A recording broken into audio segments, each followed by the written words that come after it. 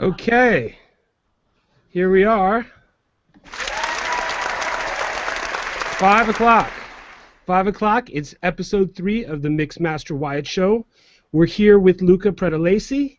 He's in Las Vegas. So much to talk about today. We'll give him a little shout out here. He's at one of his many studios in Vegas today. And he's not at the pool. No, he's at the board where he spends so much time. But look at that happy face. Yeah. This is a man who loves what he does. So we have so much to talk about. We have lots of celebrity guests in the audience as well. Their mics and cameras are muted, but they're ready to talk to Luca, ask him questions. First of all, I just want to say, Luca, how are you, man? How you doing? Doing fantastic, Danny. That's been great. That's what I want to. That's what I want to hear. Yeah, man. It's. I mean, it's a Sunday. And it's equal to Monday to me today. Like, actually, the only time that I can kind of feel that I'm taking a break right now is with you and enjoying the show and just like, take a break from the studio. But my day is pretty busy. So right after, the show, I'll be jumping back on a session and I'll probably be here until like very late tonight. Well, I was hoping that you say you'd be jumping into a pool with like a margarita or something, but I guess the funny thing about what we do is, it's work, but we love it. So it's exactly. Hence, I always say that I never had a job in my life, Exactly.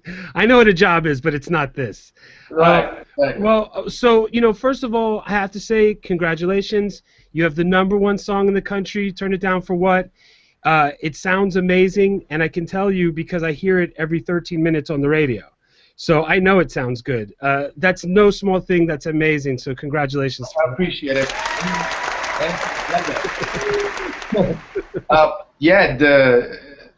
I did stem mastering work on the radio version. And that song it just been around for a very long time. So it was started as an instrumental club version.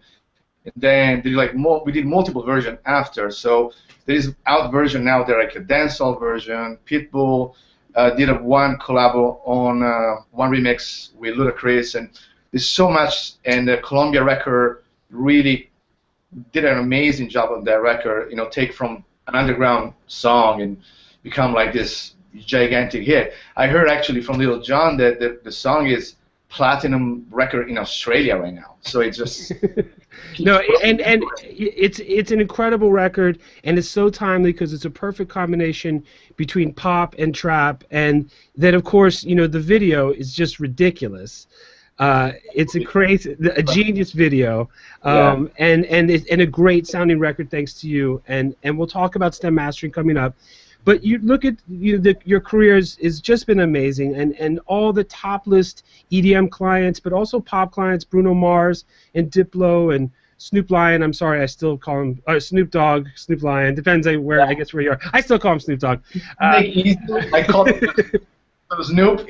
You can put after Lion or Dog is the same. So. I think that's right. We'll just call him Snoop. Right. And Skrillex. I mean, so many great artists. You have a very unique situation with the studio at the Wynn Hotel. We'll talk about that. Now your career is also growing a new branch with the teaching job at Dubspot LA, which is just opening up.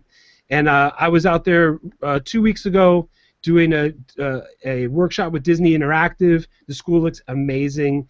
Daddy Kev from Low End Theory, you guys are going to be the mixing and mastering teachers there, which is just unbelievable. And I want to talk about teaching and what that means to you because I'm very, I know people are going to be lining up for that. But let's my grandfather was a very short psychiatrist. He was born in Russia. He came to Philadelphia, went to pharmacy school, and he said, I hate this weather. He moved to Los Angeles. He became a very famous psychiatrist to the stars in Beverly Hills. He he smoked a pipe. He wrote a lot of prescriptions. He was sort of a dispensary before there was one in LA, I guess. And everyone loved him. So I have a lot of roots in LA. So my psychiatrist genes have to ask you, I want to start back when you're young in Italy. Give us a little bit. We'll get to the current stuff. But how did music start in your life? I mean, how did it all begin? Extremely young. So I was one of those kids that 12 years old, 11 years old, I was kind of like disconnected to the typical, how do you say, I was not really enjoying like the standard environment around me, go to school and just go with a BMX or do this, do that. I was literally back home, and I was obsessed with music in any form, in shape or form. So, so when I was 8 years old, my dad kind of like forced me to say, "You go and learn piano." My father was a guitar player, and he was playing in the mid-late 60s. It was kind of like a Jimi Hendrix, like crazy, long hair hippie guy in Italy when it was pretty much just him. So, and I kind of like, he was really open-minded, and he saw something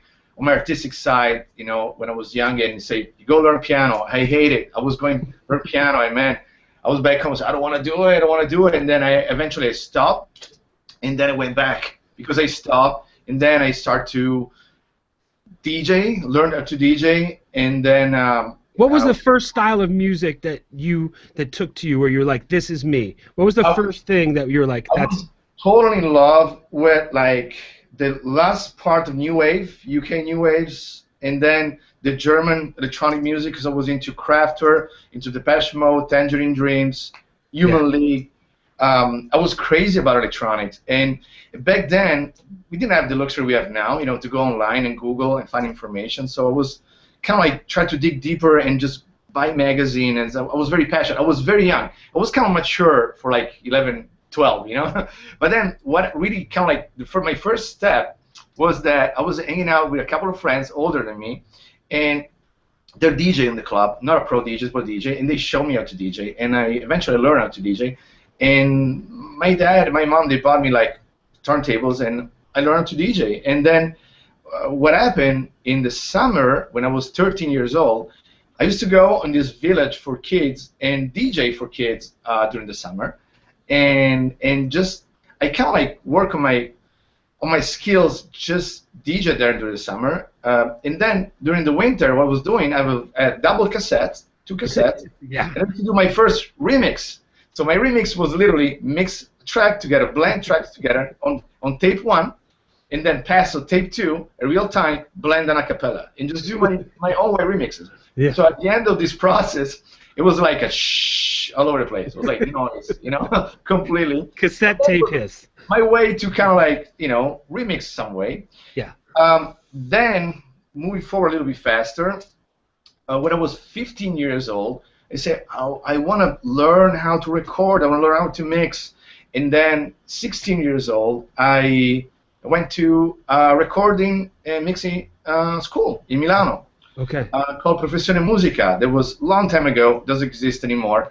And I was overwhelmed. So I was 16 years old, roommates with guys that are like 25. And then I was going basically to learn how to cut tapes and you know, and record, and drums and mic drums and guitars and like big 24 channels, and to me it was just an extra things that at the beginning I say, well, I'm not sure if I need this, but the environment, just be able to kind of like connect with those type of people, it was so exciting for me. So it was not really learn how to do an edit on tapes, but it was more to hang out with the type of people that I want to hang out with, you know. And was that a 4-year program or 2-year program?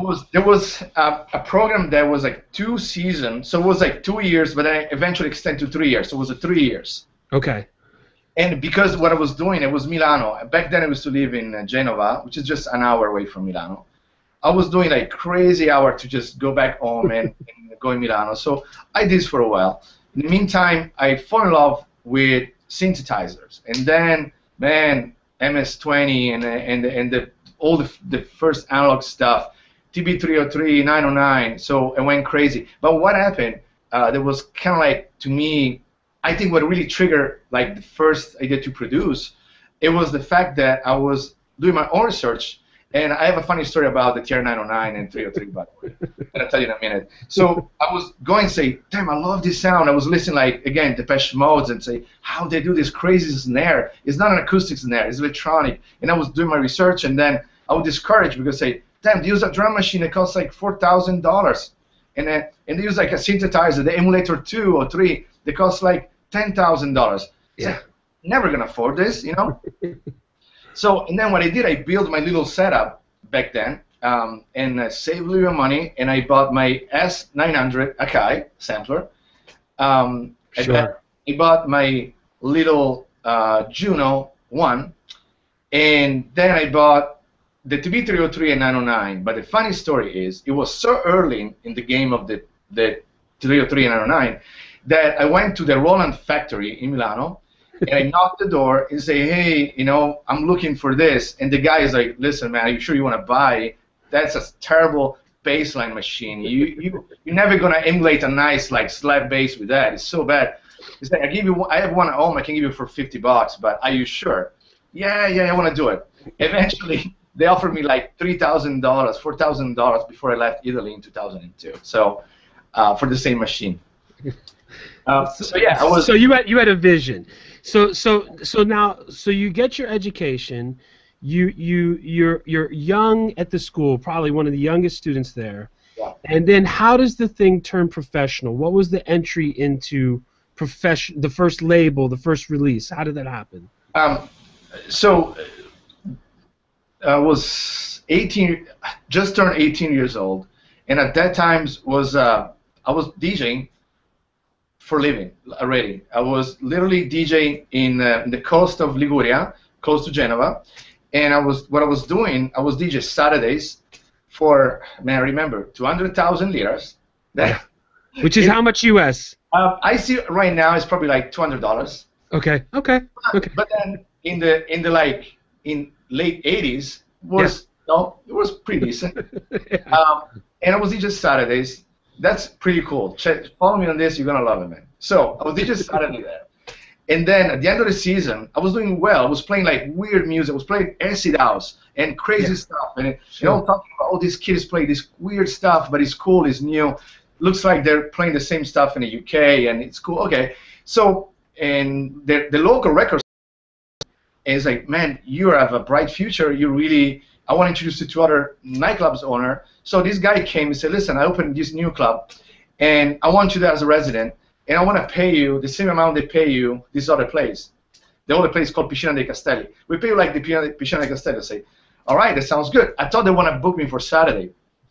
And say, okay, we start the season. It's June, and I want you there. I say, cool. All right, so I'll be there. All right, so I want you there. I'll pay you 200,000 lira. Are you gonna play every day? I said, wait, you're gonna pay 200,000 lira every day? Yeah, it's 3 months. You play every day. We don't close. So man, I end up 18 years old to make 6 million lira a month. It was kind of like back then, like again, like $6,000 a month. But I was 18, and in the meantime, I was working on record. It was a blast. I said, man, I can buy my gear. I can have budget to build my studio. And I did that, and then I made my first song. I did a lot of demos before. I made my first song, and thanks, to this season, I had money to buy a little bit more gear. And again, because my background on mixing, I was producing a track that's the quality was really high compared to other underground techno song on the same time. Yes. So I went to Flying Record. That was the biggest Italian distribution for kind of like dance music back then. And they say, man, we're never gonna sell this stuff.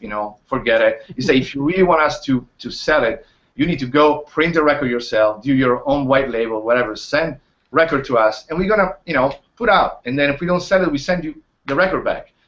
Say, all right. I had like a little bit of money left still, so I went to Milano. I pressed my own vinyl, give to Flying Record, give to a couple of friends on local radio station, and then the record really took off. And then what happened? And literally, I remember this time like today. I was driving down from my studio to my house, and I hear on the radio, and I thought it was my local radio station, my local friends playing it. And then I look, it was like Radio DJ, which is like, back then was like a national radio station in Italy. It's still now, it's like the biggest one. And play my song, and I kind of like freak out. I stop in the middle of the road, and then my record is on Radio DJ. And then it was a weekend, that Monday, the owner of Flying Record called me and say, man, your record is sold out. We need 5,000 more copies. I say, I don't have money to print 5,000 more copy. He jumped on the plane. He came with a little bag, signed a contract, give me a little bit of advance. So we ended up selling like 45,000 vinyls. That back then was a lot of money. And not only that, it was like put me on the map. It was a real beginning of the rave scene in my country. And my record was back then kind of like become like one of those anthem for the rave scene.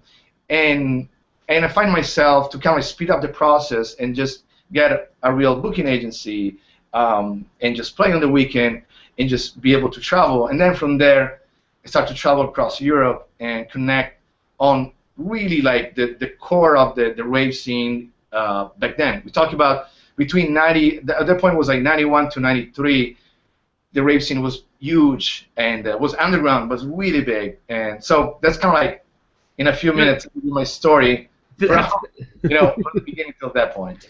Well, so that's almost sort of, in a way, lots and lots of hard work, but I almost want to say hitting a home run on the first pitch a little bit for a baseball analogy, scoring a goal in the first minute because the World Cup is coming.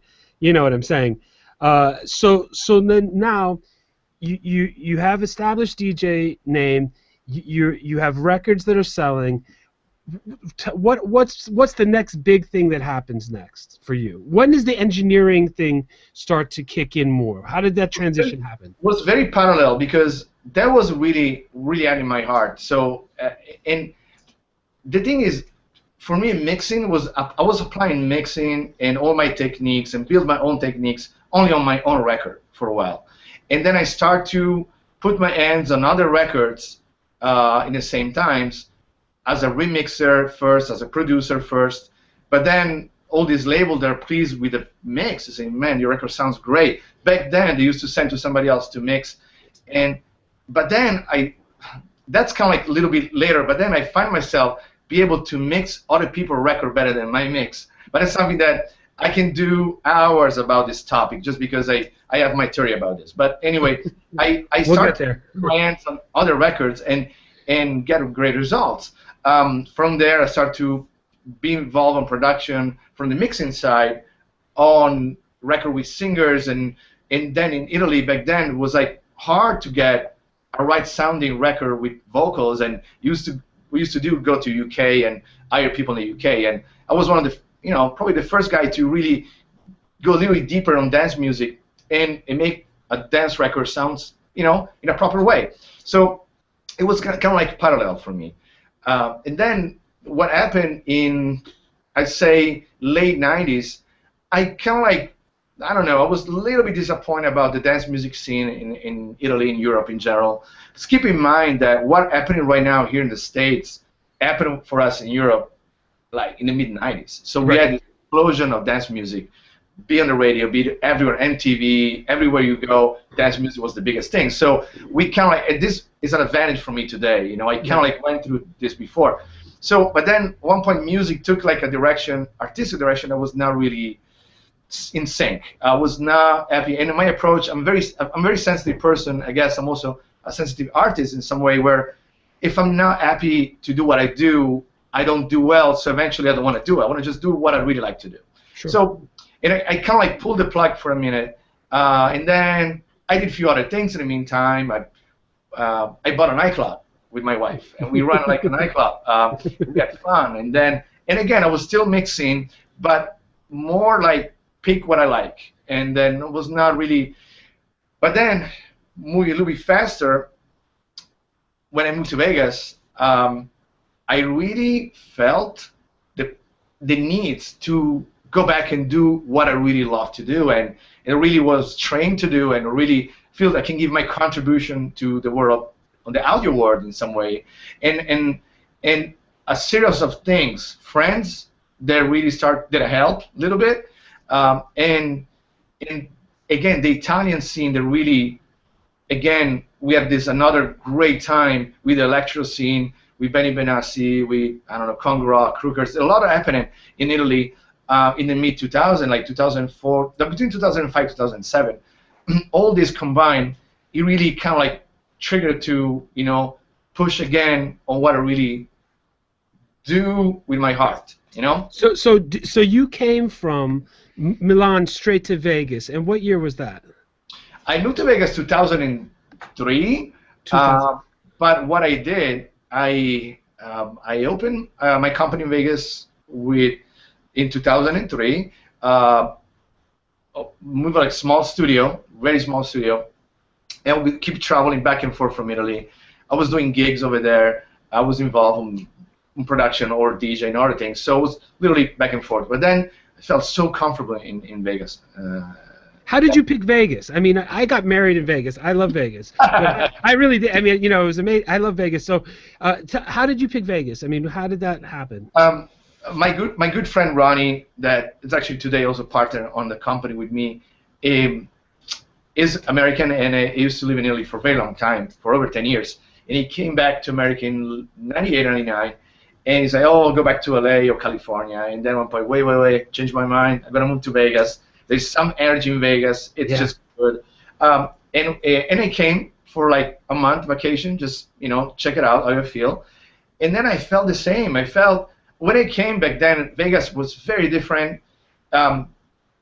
Few clubs, only top 40, little bit hip hop, little bit of rock, very commercial.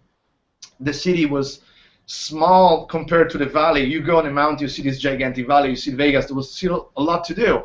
And probably psychologically say, man, I think I can just do something in this town.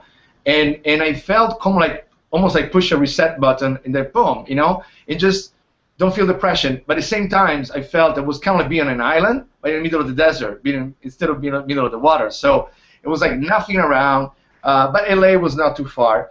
And then I opened the studio and I start to, connect. And eventually Vegas, I mean, as we all know, explode. I mean, the whole scene, it's pretty incredible right now. Well, when I see people watch the trailer that we did, and they see that you're in the Wynn Hotel, and they see that that Avicii is playing upstairs and coming down to the studio, and it almost has the perception that you moved in during the heyday, but now hearing the story, you were very early to the party, very early to the party. And reason why also, because I kind of like connect with the scene locally, is because I feel in some way, and I say in a humble way, I think I kind of helped, and I did my contribution in this town to solidify and just kind of help the growth of dance music at the beginning. I have some guests on the show. Thank you, actually, like Patty, other guys that I know Patty for a very long time in Vegas, in Light Night from Black Boots. And we back then in 2005, 4, there was one house night in town on Tuesday in a small club, and then I used to DJ an after hour on Tuesday night, and then eventually become like the hottest place in Southern GM, and then kind of like that's why I'm saying I was bringing something that for me was normal because I did this like 15 years ago, 10 years ago. I was doing it again. But then the industry, people in Vegas said, wow, there's a little bit of market for this. And then I remember like casino executive or people that I met, they say, oh, wow, that's actually works. Like bring a little bit of revenue. And then I finally see, oh, wow, look at Pizza. They do this. We can do that, but bigger. Yeah. And that's actually what happened. And then I had some connection before Vegas, but then in Vegas, I feel that I was one of the guys that if you are a producer or an artist, you're in town, and you stay more than 1 day or 2 days, you want to connect with people that do what we do. I was one of the few, to kind of like be able to connect and talk music and just, talk about what we do and just not jump on the scene because it's hot. But really, I was one of the people that helped incubate it. Yeah, that's amazing. That's amazing.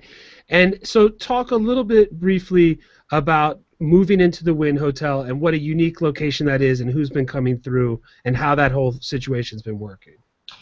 So yeah, our company Studio DMI has like a primary studio. That studio actually where I am today. And we have 2 studios. So we have Studio A, Studio B. The Wynn, it was kind of like coincidence some way. I had friendship, relationship with the Wynn just because, again, the guys that run the clubs and DJs and et cetera, et cetera. But then what really the key was I had Diplo at my studio for a very long time. working with me on the Major Lazer album. I was doing the mixing, and back then, still now actually, Diplo is resident at the Wynn on different venues, and he used to stay like 2-3 extra days after before the show just to work with me. And one day driving from our main studio to the Wynn, because we don't have studio there, driving down, literally remember one thing's funny. So we looked at the Wynn, me and Diplo was talking about the studio, and then we looked at the Wynn and say, hey, what about if, he said, yeah, what about if we place a studio instead of the casino?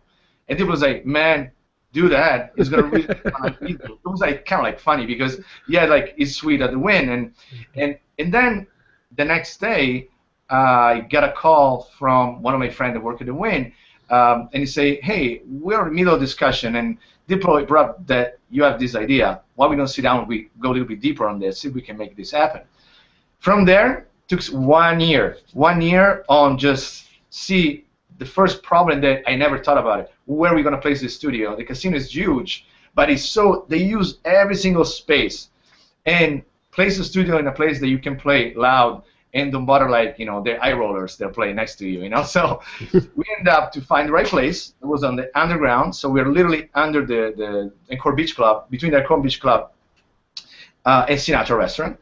And then from there, we went through all the corporate world, the gaming control, how to place a private, because the studio it's operated by us as a company inside the Wynn. So how to do it? It was kind of challenging to do it. Yeah. Of course, in a good way, because again, it's a serious place, and so we did it in a proper way, and with all the permission and everything. So 9 months later, we're able to open. So June last year, ADC last year was the opening week, and was insane, because imagine like you open when we have like 50 DJs in the casino, and it was like kind of like fighting to get into the studio, but we ended up to do like 3 or 4 days. It was almost like open to everybody and just have fun, and it was kind of like the starting point.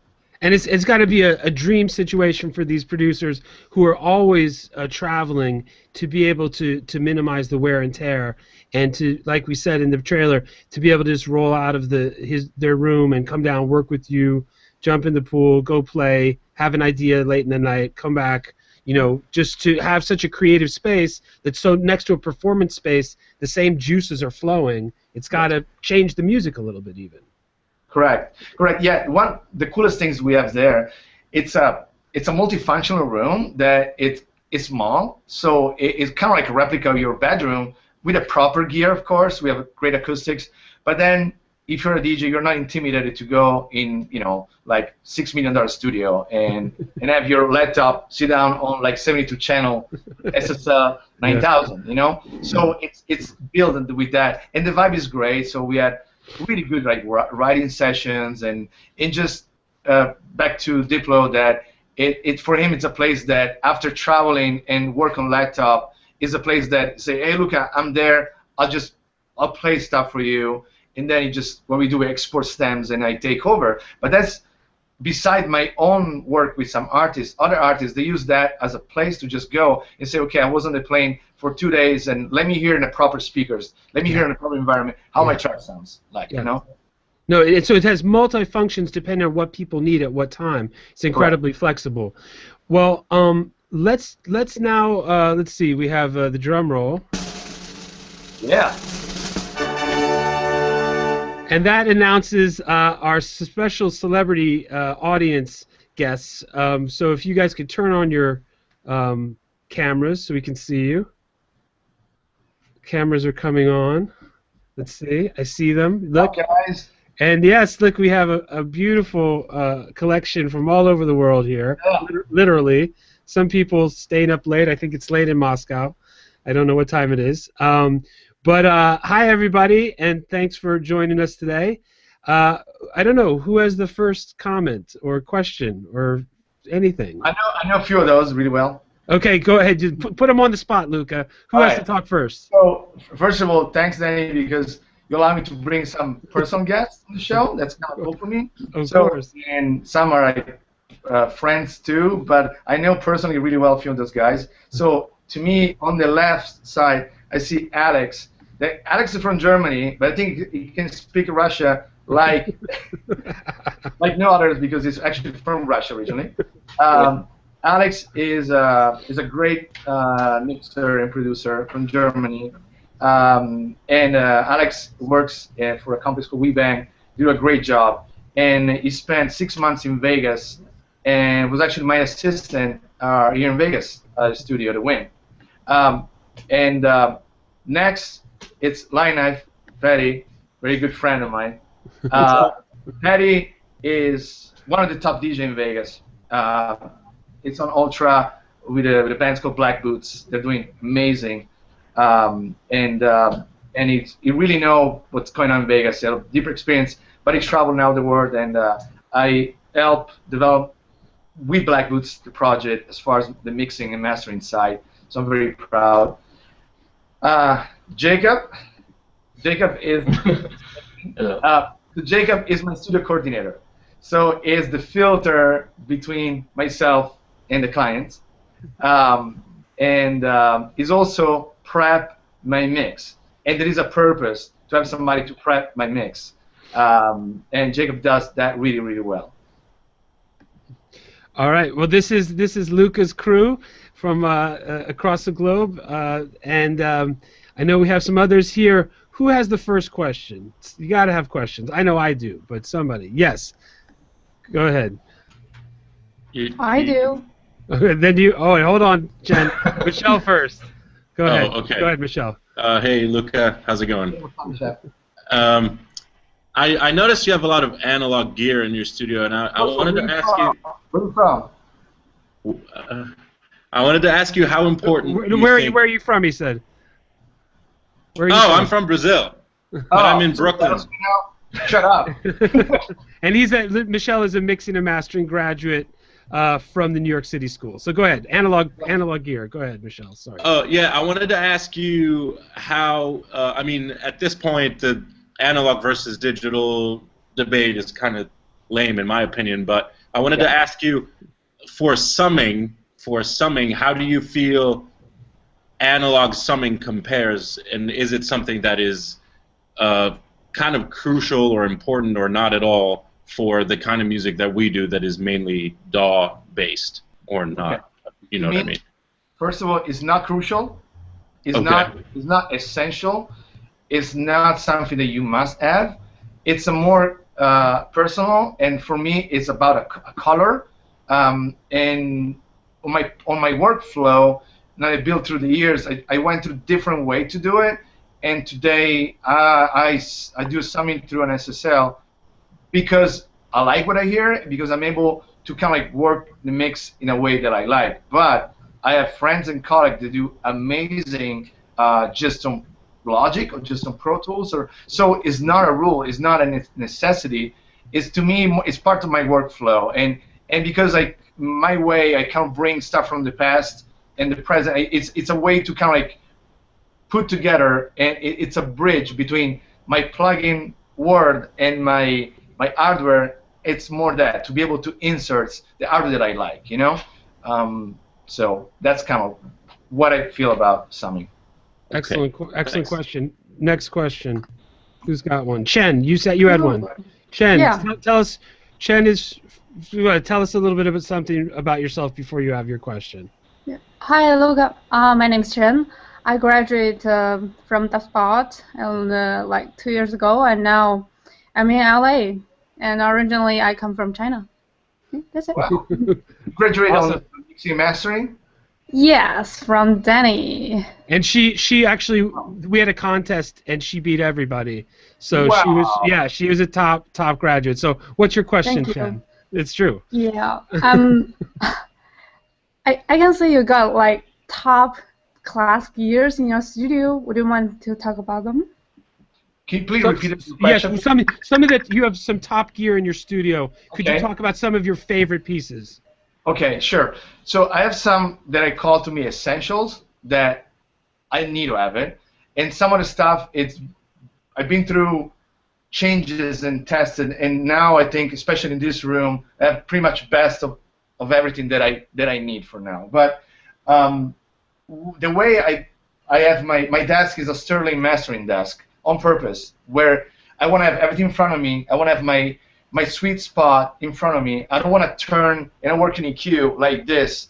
I want to be in front of the speakers. So my left side is mixing gear. So mixing gear, I have my SSL Sigma, which is right now my summing, and I have some custom stuff that I use. I have a 2-channel of a Neotech 1 series, which is a console, put on a rack, with some modification, and that's kind of like my kick drum tool. I have a 4-channel of Neumann EQ. It's a broadcasting EQ, put on a rack, and it's a pure color. It's like I like to use this on drums when I boost hi-hats and just bring like a color that I like, or snare, just give it like a tone. So it has like kind of like a vintage late 70s, mid 80s tone. And my essential one, that's the one, is the UBK Fazzo. That's kind of like my drum bus compressor that I use so much right now. And I have other gear that are not essential, but those are the essential one. My center one, it's my monitoring system and my stereo bus. And I have the Mazalek MTC1. It's a transfer console. Very easy for me to insert hardware and just A and B versus the rough versus the reference. Also has this crazy good basic mid-side session that I'm blown away by this. This is pretty crazy. And I have Charterhawk compressor and EQ. On the right side, I have my mastering gear. So I use the Mazalek EQ and Mazalek compressor. They're pretty amazing. I mean, I'm trying different solutions right now. I'm using a compressor on parallel versus on insert. They're pretty amazing.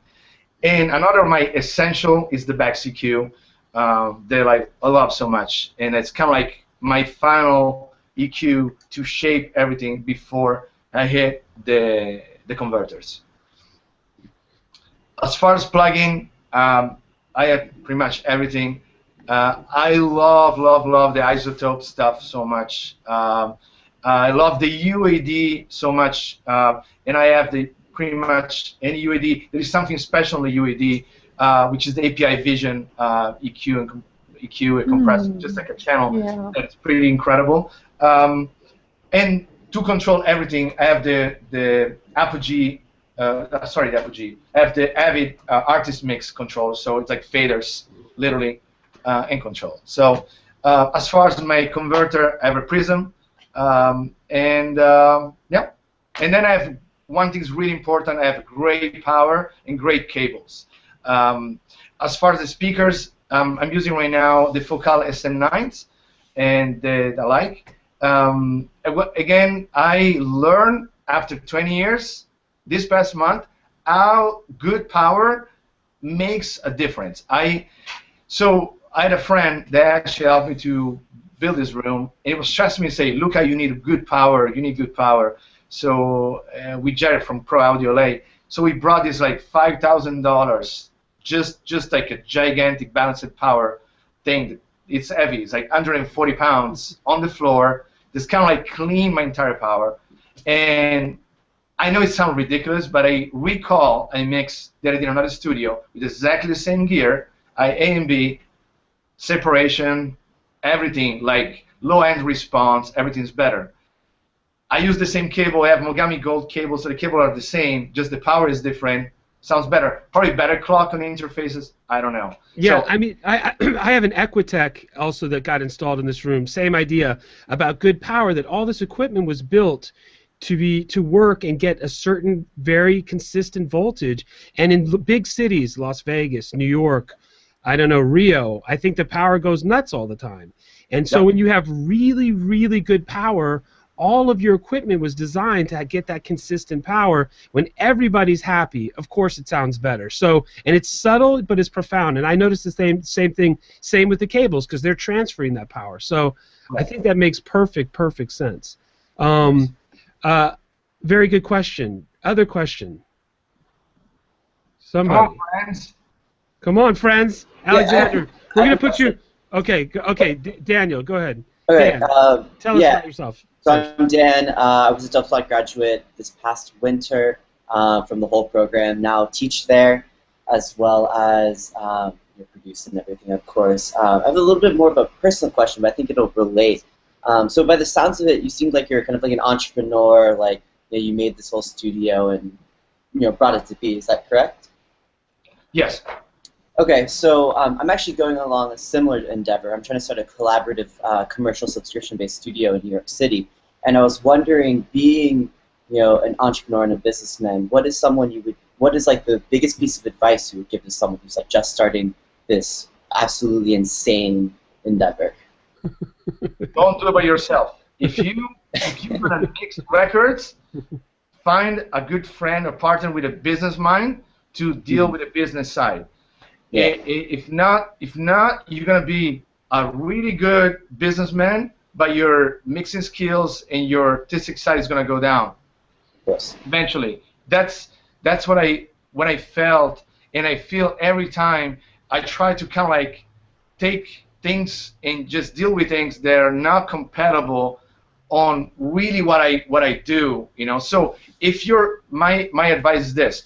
If you want to kind of like change a little bit your business model and just be more like a business guy and just build, your company, okay, but get ready to have somebody work with you on the mixing side. If you want to do the opposite, just stay in mix record and have somebody with you that deal with the business. It's important, and I went so deeper on this that even when I mix right now, I have the luxury to have a person that help me. This guy is the guy there, Jacob.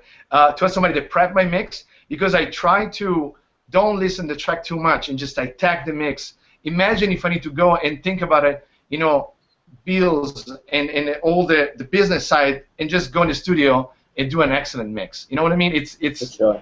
I think you need a collaboration some way. Yeah, I've got a serious team, so that's sounds like it's a good. Advice. Thank you. Very good advice from a successful man who's done this. Next question. Other questions?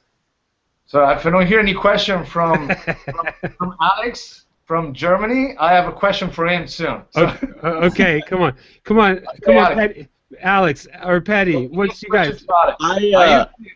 After 6 months in Vegas, to go back to the cold Germany, my friend. How do you feel about that? Oh, I feel very, very sad about that. It's so gray and so small here.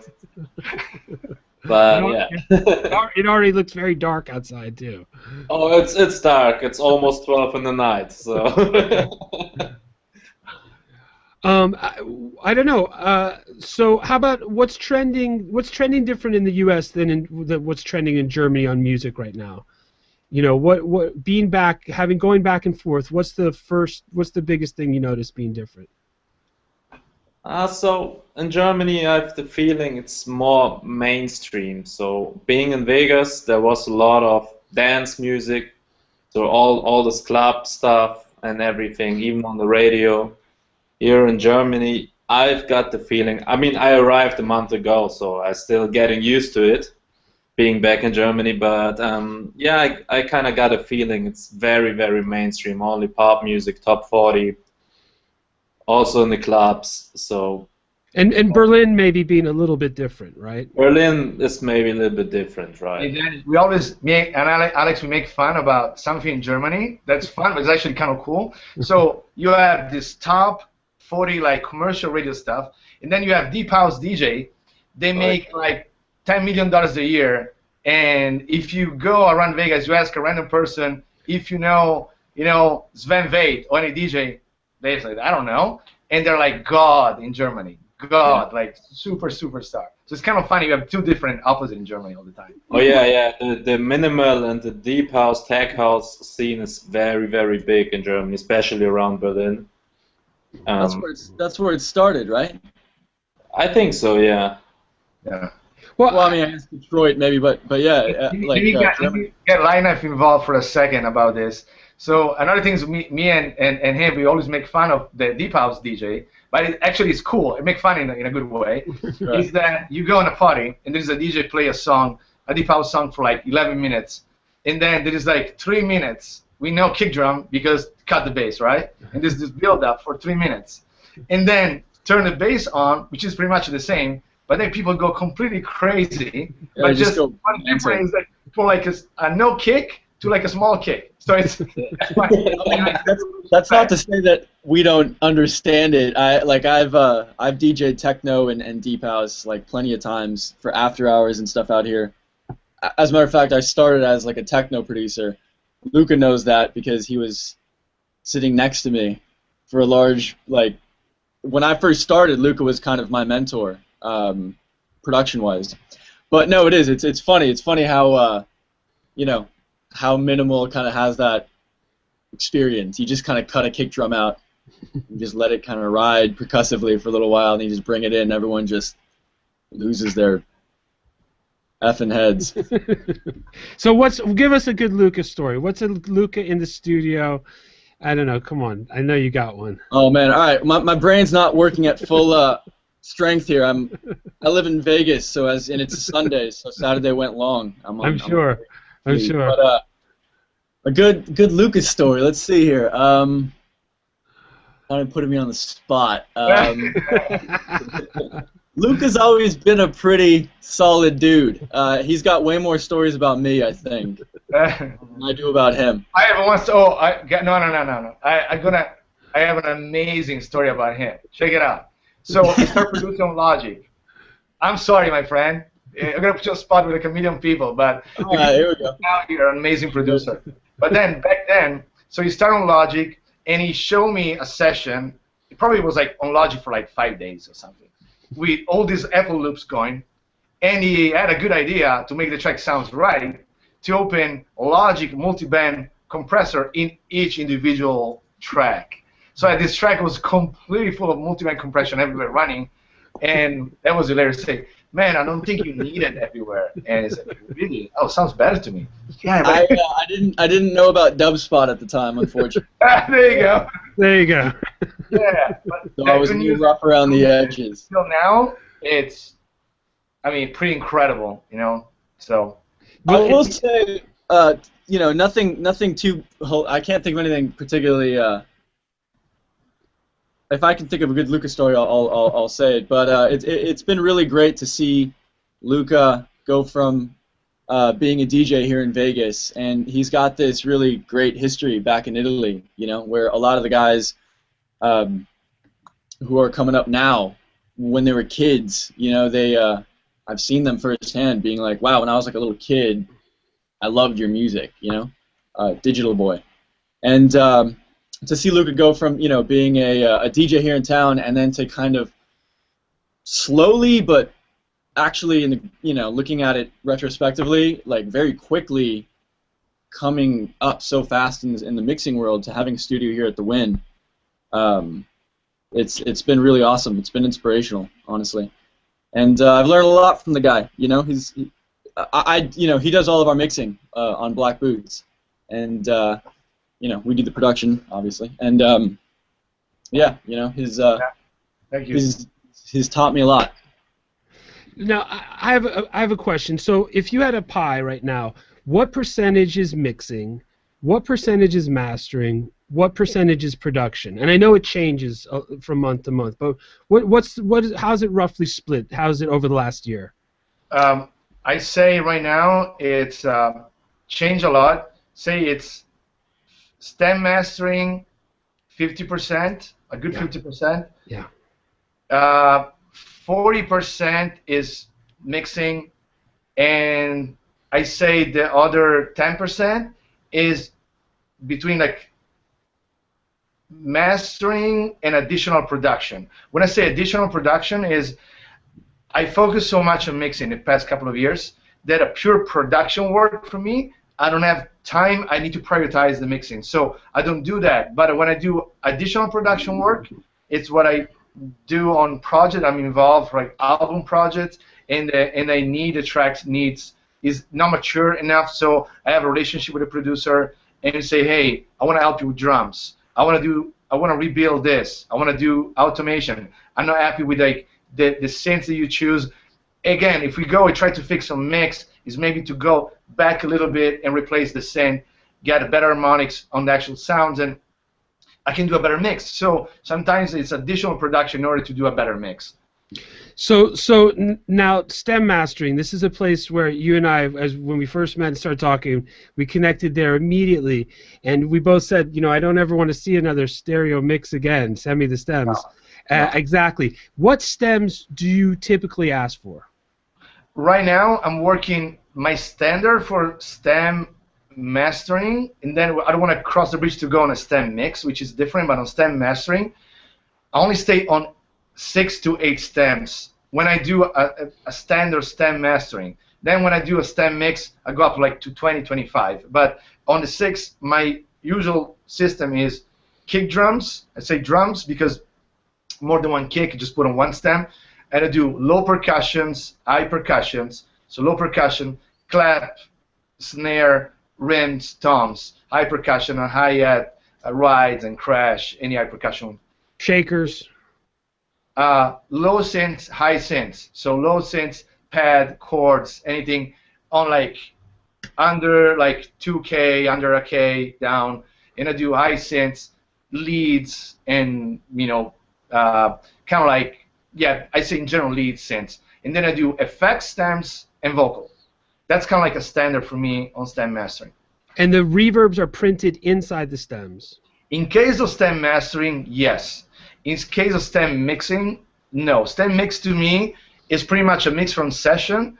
The only difference is I receive individual tracks exported as a stems with dynamics, EQs, minus reverbs. Now, if it's a reverb, a delay is a part of the sound. So you have a synth that is reverb with sidechains reverb and something that become like a part of the synth. Then usually asks to send me 2 stems, one wet and one dry.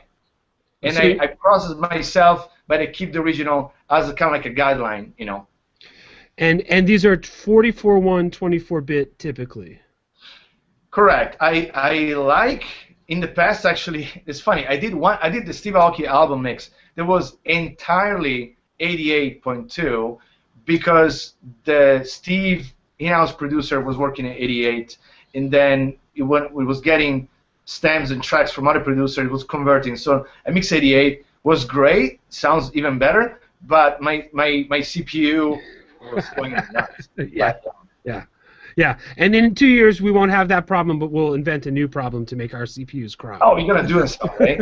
One thing is that I have a little, I don't want to be too technical today, but I have one little trick that actually I tested the first time with Line Knife, and I find a big improvement, and keep doing it, and especially when I work really connected with the producer, that I'm able to work with him before he exports stems for me, is basically take all the virtual synths, everything that is not a sample-based thing. So if you have a silent, if you have anything that it's a synth, export it to 192.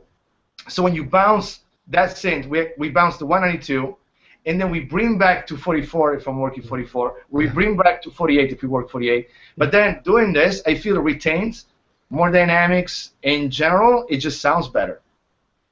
Interesting, yes, and more about upsampling and working at higher sample rates, and it's going to change as the technology changes. Now let's change. Speaking of change, let's change the topic a little bit. Dubspot LA, this is a new chapter for you, and you are a guy who is technically educated. So and now I'm sure your work continues to change your workflow. New challenges, all that stuff. I think that engineers come in 2 kinds. One actually tells you the truth when you ask them the question about a tip or a trick, and the other is very withholding, and they're scared and they don't want you to know the real way they do it. And coming up, I ran into both. I ran into people that were very generous with me, some of the top people of our time, and I ran into people who were very withholding. And somehow the best people were always very generous because they weren't threatened by sharing the knowledge. So I think you're going to have lots of people lining up at LA to work with you. How do you see this new teaching chapter as part of your balanced diet of producing, engineering, now teaching? What are your thoughts? Honestly, I think this is going to make me a better mixer. I'm sure I really felt this, because go deeper and it kind of like explain it and talk about something with somebody else, it makes you think even more yourself. So I think I can be a better mixer after this experience. But I'm very excited because of the environment. So I spent time in LA already, and I love the vibe Dubspot. It it's a very unique, and I had guys that are assistant today or interns. They're coming. They came from other schools, and I can tell the difference already. So I kind of like feel the Dubspot is 2014 way to get into the audio world or producing or DJ or mixing. It's very current. It's very well taught, and I feel just the vibe that I had with it's so organic in a way. It's working. It's building. It's pretty amazing. I mean, I'm extremely excited. I feel that LA really needs something like Dubspot, and finally happening. It's just part of like, I think, and also one thing is extremely important that I heard people in the past say, oh yeah, I can go on YouTube, yeah, I can look like a tutorial. The huge difference to me, the human interaction. Yeah. So that's really essential. Like, to be 15 people, 10 people, share the same energy, the same love, and experience. That's really what makes a difference to me. Absolutely, and I think it's just such an amazing time to be doing this kind of music. The technology, I think, has never been better. I don't think there's ever been a better time that I can remember. The tools are amazing right now. They continue to evolve. I think that we're listening to electronic music right now, and of course everything will change and change back. But right now our lives are very technologically driven. We're on our iPhones, our iPads, and the electronic music sort of reflects the way we experience our life right now. And then the music technology is really in a golden age, and it's an exciting time just to be doing this. And I think that's a big part of the energy too. So I know people are going to be so excited to study under you, and I'm excited as well. I'm very excited, and I also again be able to do it in a way that it's very organic. We have a great system, and Danny, I want to give you credit for a lot of things you really set up in a really amazing way in the past few years in New York, and I can see this. I'm gonna kind of use you and use what you build in amazing, really a great job on that, and it also bring my personality, my personal experience, the fact that I'm every day like you do, mixing records, and I need to kind of address issues that are part of the real world. That's what we do, and then I think I can answer a question based on my experience that I had yesterday on the mix, or 3 days ago with the stem mastering. So I'm very excited. Well, I mean, I just I thank you for the recognition, and it's an amazing thing that we're a part of here with Dubspot. Shout out to Notorious G.O.V. Dan Giove for making all this happen, and and everyone in Dubspot LA, congratulations and thanks for the hard work and getting us off the ground. And having Luca is just an amazing development here for everybody.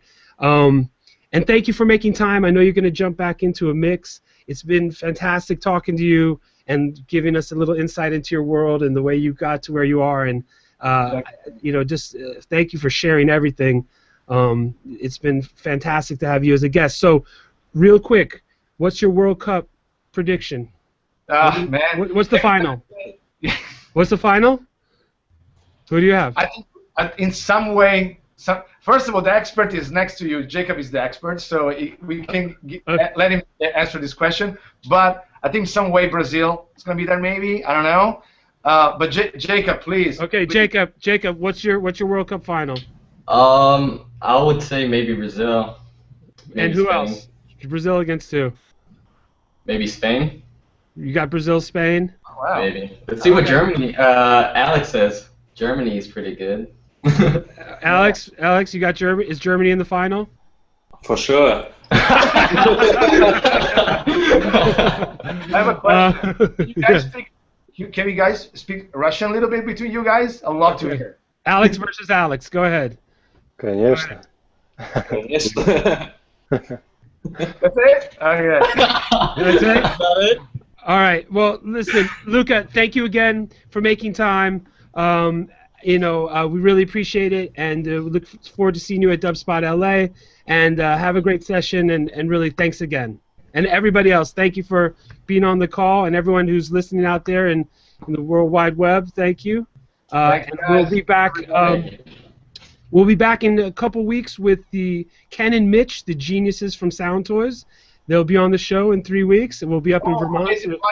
That guy's so good. That guy's so good. I know to go. I mean, all over the place and amazing. They're the Ben and Jerry's of plugins. That's what I call them. Yeah. Right? They're the Ben and Jerry's of plugins. Exactly. So we got Sound Toys coming up.